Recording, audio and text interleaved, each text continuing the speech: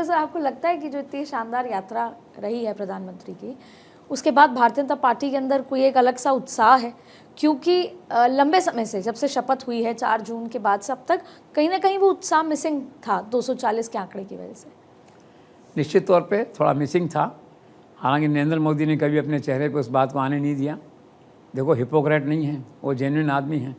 चिंता थी उनके मन में, लेकिन कार्यकर्ताओं का मनोबल बढ़ा रहे। उन्होंने हमेशा यही कहा कि फॉरगेट 240, डोंट गेट डिमोरलाइज्ड। आप 300 प्लस मान के चलिए, ये मान के आगे बढ़िए, काम करिए।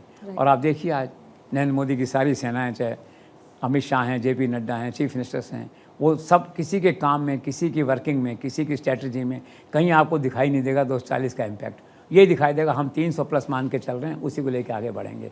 तो निश्चित तौर पे कहीं न कहीं पीड़ा थी लोगों के मन में। और जैसे मैंने आपसे कहा कि प्राइम मिनिस्टर है ना, जो बिल्कुल फैक्चुअल जो फीडबैक उसको अपने ध्यान में रखते हैं, तो उन्हें धक्का तो लगा था स्वाभाविक तौर पे भी। क्या हुआ, कैसे हुआ, ये फीडबैक गलत था, लोगों ने काम नहीं किया, क्या किया, तो एक अलग सब्जेक्ट है।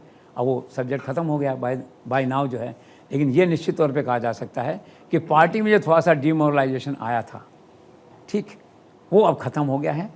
नरेंद्र मोदी की यात्रा से मोराल बूस्ट हुआ है सब लोगों का, पार्टी का, नेताओं का। और खुद आप नरेंद्र मोदी का चेहरा देखिए ना, he is back to his original charisma, original face, original जो एक स्वरूप होता है व्यक्ति का जो है।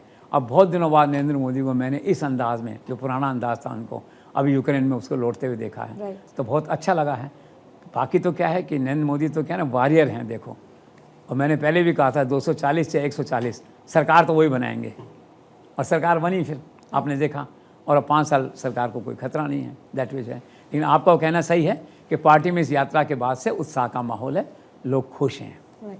तो visit has been a moral booster for the party and party workers.